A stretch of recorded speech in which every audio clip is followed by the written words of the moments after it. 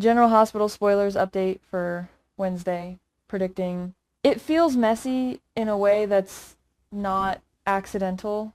Like somebody behind the scenes is stacking dominoes and just waiting for the push. So here's where my head's at. Sidwell showing up to visit Jordan? Yeah. Nah, that doesn't sit right with me. Not even a little bit. I mean, look, I could be wrong, but when a guy like Sidwell suddenly decides to check in on someone who just survived a near-fatal car accident, I don't see concern. I see control. I see cleanup. I see someone making sure loose ends don't start talking. And Jordan? She's not dumb. Not even close. In my opinion, if Sidwell walks into that room acting all calm, all polished, Jordan's gonna clock it immediately. I feel like she already suspects something, maybe not the full picture, but enough to make her blood boil. Because let's be real here, car brakes don't just fail like that out of nowhere. Not in Port Charles. Not in a storyline like this. And here's the thing that keeps bugging me. What if Sidwell did mess with her brakes? Like, secretly. Quietly. No witnesses. No trace. If that's true, and again, I could be wrong, then that crash wasn't an accident. That was an attempt. Maybe not even just to scare her. Maybe to take her out completely. And if Sidwell's the type I think he is, he'd absolutely stand there, looking at the wreckage, maybe even smirking, knowing the fire would destroy evidence. That's the kind of villain energy we're dealing with. Not loud, not sloppy, calculated.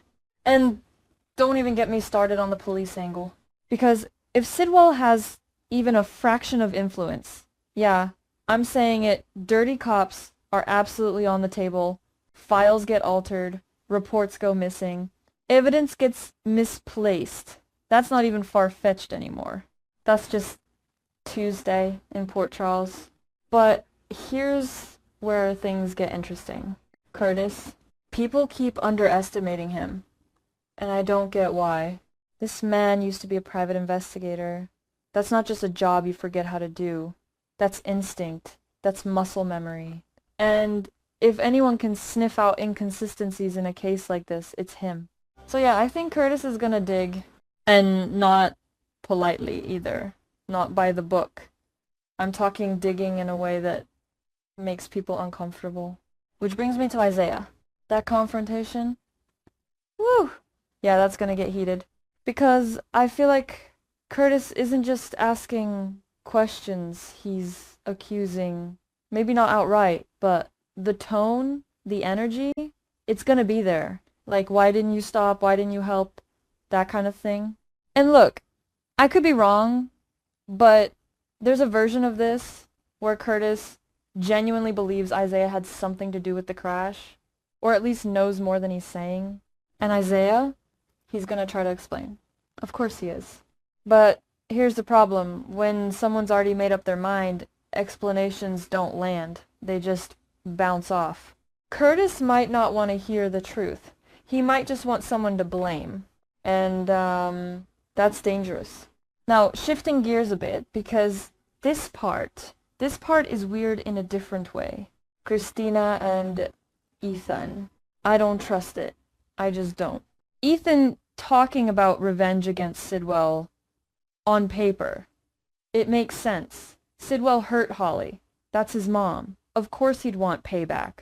Of course he'd want Sidwell gone. But something about it feels off. Like he's saying all the right things, but there's a layer underneath that doesn't match, in my opinion, and yeah, I could be totally off here. Ethan coming back into town with this big revenge agenda, it's too clean, too convenient. Like, he's trying to sell a version of himself, and when he brings up working with Sonny, that's where my alarm bells start ringing.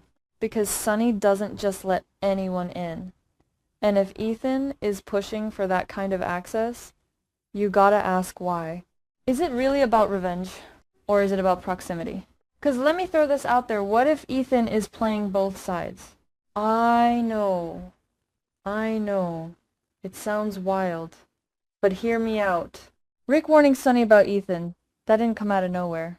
Rick doesn't just throw around accusations for fun. There's usually something there. Even if it's twisted, even if it's incomplete. So what if Ethan is secretly working for Sidwell? What if this whole I want him dead thing is just a performance? A way to get close to Sonny, gain his trust, learn his operations, and then boom, flip the board when it matters most. I'm not saying that's definitely what's happening. I could be wrong. This is just my interpretation. But man, if that turns out to be true, that's gonna blow up everything. Now, Britt, this one hits different because her situation, it's not just plot, it's heavy. No treatment, no cure, just time running out. And I feel like Britt knows it, like really knows it. Not in a denial way, not in a there's still hope kind of way, more like acceptance. And that changes how a person moves. In my opinion, Britt isn't trying to save herself anymore. She's trying to control how things end. There's a difference. Now, throw Rocco into the mix. If Britt knows that Rocco was the one who shot Cullum, that's a whole other layer. Because suddenly, this isn't just about science or survival. It's about morality, about consequences. And I think that's why she might start pulling away from Cullum. Not because she can't help anymore, but because she doesn't want to be part of what he's building.